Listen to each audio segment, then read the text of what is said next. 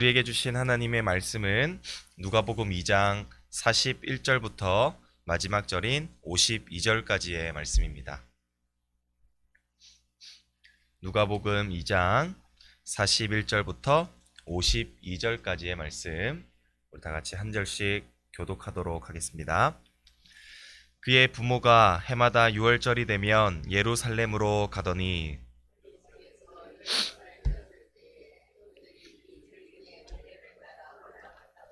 그 날들을 마치고 돌아갈 때에 아이 예수는 예루살렘에 머무셨더라. 그 부모는 이를 알지 못하고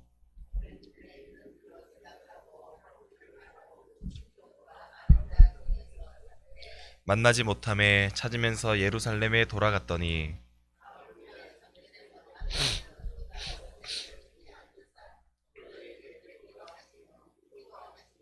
듣는 자가 다 그 지혜와 대답을 놀랍게 여기더라.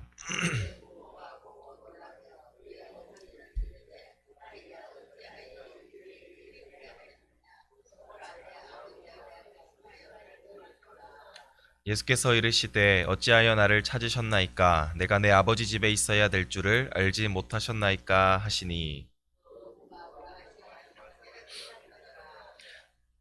예, 같이 보겠습니다. 예수께서 함께 내려가사 나사렛에 이르러 순종하여 그 어머니는 이 모든 말을 마음에 두니라. 예수는 지혜와 키가 자라가며 하나님과 사람에게 더욱 사랑스러워 가시더라. 아멘. 할렐루야. 오늘도 하루의 첫 시간을 우리 주님 앞에 드리시기 위해 나오신 우리 모든 성도님들 가운데 또 말씀이 깨닫게 되는 은혜와 또 하나님 앞에 올려드리는 우리의 모든 기도 제목들이 응답되는 귀한 역사의 새벽의 시간이 될 수 있기를 간절히 소원합니다. 요셉과 마리아 부부는 예루살렘에서의 이 정결 예식이 끝난 후에 자기들의 고향인 나사렛으로 다시 돌아가 일상생활을 하게 됩니다. 그리고 그 이후로도 요셉과 마리아는 율법을 신실하게 지키는 자들로 소개가 되고 있는데요. 그것은 해마다 유월절을 지키기 위해 예루살렘을 오갔다고 기록되어 있는 것입니다. 유대인들은 해마다 이 세 번의 절기를 지켜야만 했는데 그 가운데 특히 엄격하게 지켰던 절기는 바로 유월절이었습니다. 유월절이란 하나님께서 이스라엘 백성들을 출애굽시키신 그 일들을 기념하는 절기로서 무려 일주일 동안이나 지켜야만 하는 절기인 것이죠. 그리고 오늘 본문의 배경은 매년마다 이 유월절을 지키고 있었던 요셉과 마리아가 예수님께서 12살이 되던 그 해에 일어난 사건을 다루고 있습니다. 오늘 본문 42절에서 45절 말씀 같이 한번 읽겠습니다. 예수께서 12살 되었을 때에 그들이 일절기의 관례를 따라 올라갔다가 그날들을 마치고 돌아갈 때에 아이 예수는 예루살렘에 머무셨더라.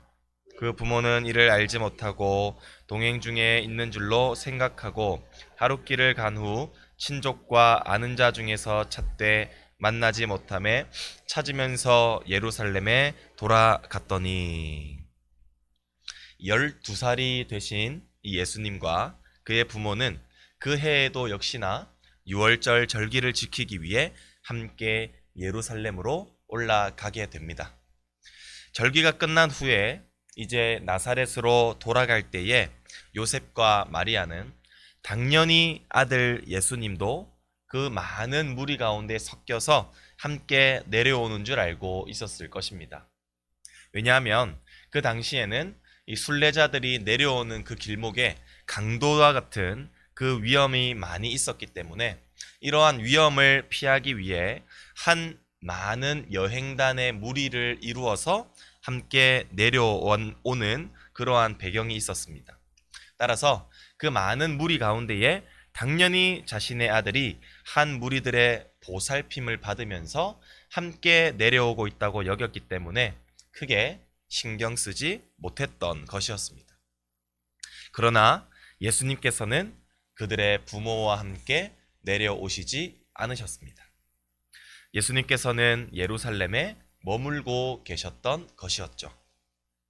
그러나 요셉과 마리아는 아들이 함께 동행하지 않았다라는 사실을 무려 하루가 지나서야 깨닫게 되었습니다.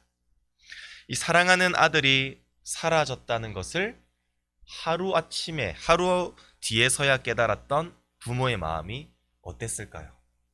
아마 심장이 철컥 내려앉은 듯한 느낌을 받았을 것입니다. 이에 요셉과 마리아는 급히 예루살렘으로 다시 발걸음을 향하게 되죠. 예루살렘에서 집으로 돌아갈 때 하루를 소진하고, 또한 다시 예루살렘으로 돌아갈 때 하루를 소진하여서 무려 3일째 되던 날에 성전에서 예수님을 찾게 됩니다. 그런데 예수님이 이 성전 가운데에서 어떤 모습으로 머물고 계셨습니까? 우리 46에서 47절 말씀 같이 한번 읽어보도록 하겠습니다. 사흘 후에 성전에서 만난즉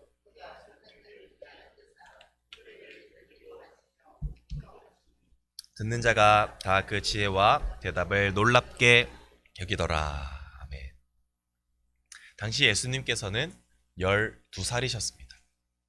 12살이면 오늘날로 말하자면 5학년인데, 5학년이라는 것은 아직까지 어리고 부모의 도움이 필요한 미숙한 단계이지 않습니까? 상식적이라면 부모와 떨어져 길을 잃은 어린아이들이 방황하고 울고 있어야만 정상일 테지만, 부모들이 발견했을 당시 예수님은 선생들 사이에서 가르침을 받고 앉아 있었던 것이었습니다. 근데 그 당시 가르침을 받는 학생들의 자세는 교사의 발 앞에서 앉아 배우는 것이 통상적인 모습입니다. 그런데 어린 예수님께서는 지금 선생들과 선생들 가운데 앉아 있었고, 또 선생들이 그를 둘러 앉아 있는 모습으로 계셨던 것이었죠. 현재 예수님의 모습은 선생들에게 배우는 학생의 모습보다는 교사에 가까운 모습으로 앉아 계셨던 것이었습니다. 그리고 예수님의 질문과 또한 그 대답을 들은 모든 선생들이 그 지혜에 몹시 놀랐다라고 기록이 되어 있죠. 어린 아이였지만 선생들도 놀랄만한 지혜와 통찰력을 보여주신 예수님의 지혜는 앞으로 그분이 약속된 메시아임을 명확하게 증거하는 것이 될 것입니다. 그리고 여기서 보여주신 예수님의 지혜는 앞으로 사람들에게 하나님의 나라에 대해 가르치실 이 예수님의 사역을 암시해 주는 것이죠. 앞으로 많은 사람들은 이 예수님의 지혜의 말씀을 듣고 놀랄 것이며, 또한 이 지혜의 말씀을 통하여 구원받게 될 것입니다. 그러나 예수님의 말을 들은 이 선생들 뿐만 아니라 그분을 발견한 요셉과 마리아 역시나 놀랐다라고 기록이 되어 있는데요. 여기서 사용된 놀람은 방금 선생들이 지혜에 감탄했다라는 뜻으로 사용된 놀람의 뜻이 아니라 실망 때문에 화를 내는 이러한 것에 가까운 놀람인 것입니다. 요셉과 마리아는 아들이 부모의 말에 순종하지 않고 따라오지 않아 성전에 머물러 있는 모습을 보면서 화가 났던 것이었습니다. 따라서 마리아는 그 아들 예수님에게 왜 우리를 따라오지 않고 지금 성전에 네가 마음대로 머물러 있으면서 우리를 근심하도록 만드느냐라고 꾸짖게 되죠. 그러자 예수님께서는 오히려 왜 나를 찾았냐면서 되물으며 이렇게 대답하고 계십니다. 우리 49절 말씀 같이 한번 읽겠습니다. 예수께서 이르시되 어찌하여 나를 찾으셨나이까? 내가 내 아버지 집에 있어야 될 줄을 알지 못하셨나이까 하시니. 지금 예수님의 이 대답 가운데에는 지금 어떠한 미안한 기색도 포함되어 있지 않으며 오히려 자신의 행동이 이 합당한 것임을 주장하고 있는 것을 볼 수가 있습니다. 다시 말하자면 내가 내 아버지 집에 머물고 있는 것이 당연한 것 아닙니까? 라고 대답하고 있는 것이죠. 예수님께서 현재 머물고 계셨던 곳은 성전이셨습니다. 성전은 바로 하나님께서 거하시던 곳이었죠.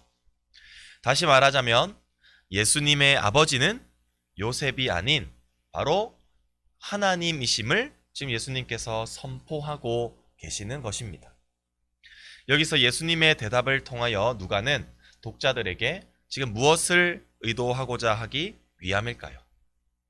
바로 우리 예수님께서는 살아계신 하나님의 아들이시며 아버지의 집에서 친밀한 교제 가운데 아버지의 뜻을 실천하기 위해 이 땅에 오신 분이심을 보여주고 있는 것입니다.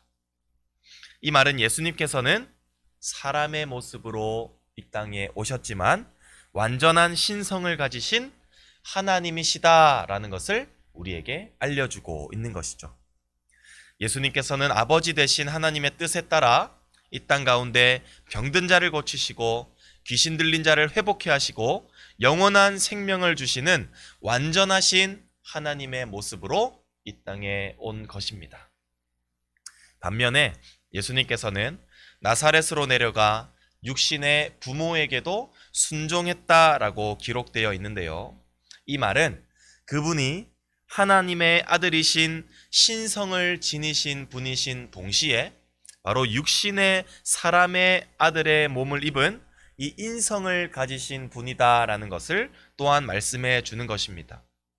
이에 따라 예수님께서는 지혜가 자라고 키가 자라는 사람의 성장의 과정을 똑같이 겪게 되는 것이죠.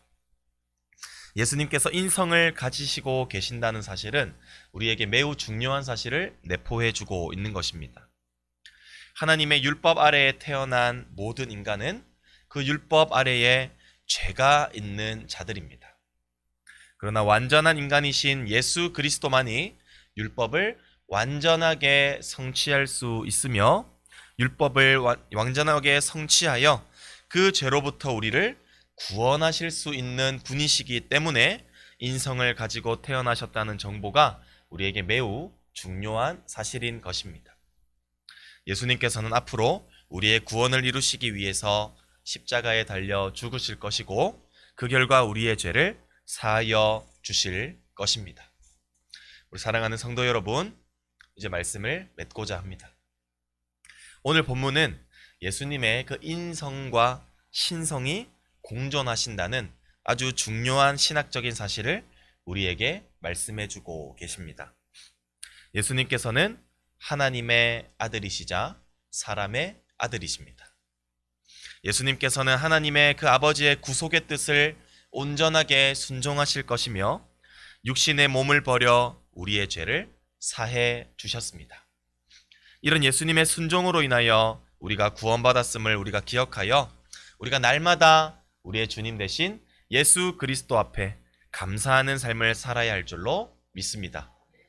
뿐만 아니라 예수님의 그 생애를 본받아서 나의 아버지가 되시는, 우리의 아버지가 되시는 그 하나님의 뜻에 우리가 순종하며 살아갈 때에 우리 역시나 하나님의 그 놀라운 사랑을 힘입어 살아가는 나날 동안 하나님께 사랑받는 자녀로 살아가게 될 줄로 믿습니다. 하나님이 함께 하시는 삶, 이것이 진정한 축복받은 인생임을 우리 모두가 기억하시어 우리를 향한 하나님의 뜻을 분별하고 지키는 삶을 우리가 기꺼이 살아가시는, 그리하여 구원받은 하나님의 자녀로서 하나님의 선하신 인도하심에 따라 살아가시는 우리 모든 성도님들이 되시기를 간절히 소원합니다. 기도하겠습니다. 참 좋으신 하나님 아버지, 주님의 은혜와 사랑을 감사합니다. 오늘도 우리에게 말씀하여 주시고 또한 예수 그리스도에 관한 아주 중요한 신학적인 사실을 깨닫게 하시니 참으로 감사합니다. 우리 예수님께서는 하나님의 아들이시자 또 사람의 아들로 오신 완전한 신성을 입으신 분이시자 인성을 입으신 분이심을 우리가 알게 하여 주시니 감사합니다. 하나님 아버지, 우리 완전하신 우리 하나님께서는 우리의 죄를 위하여 십자가에 달리시고 우리와 지금도 함께 하시는 임마누엘 하나님이신 줄 믿습니다. 그 예수 그리스도가 우리와 함께 하시는 그 것이 바로 우리에게 축복임을 기억하게 하시어 우리를 구원하신 예수 그리스도만을 우리가 따르며 그분 앞에 순종하며 살아가는 우리 귀한 성도님들 되게 하여 주시옵소서. 뿐만 아니라 우리의 아버지 되시는 그 하나님 아버지의 뜻을 우리가 분별하며 우리가 하나님의 그 뜻에 순종하는 삶을 살아갈 때에 또한 하나님께서 우리를 사랑하는 자녀로 여겨주시며 하나님께서 우리의 축복하시는 삶을 살아가게 될 줄로 믿사오니 주여, 우리가 하나님만을 본받아 우리가 하나님의 뜻을 따라 순종하며 살아가는 우리 귀한 성도님들 되게 하여 주시옵소서.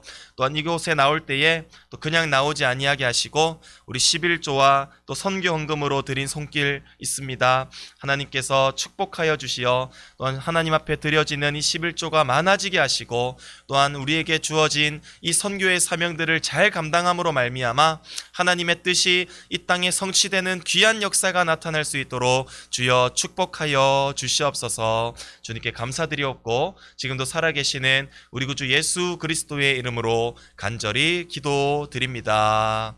아멘.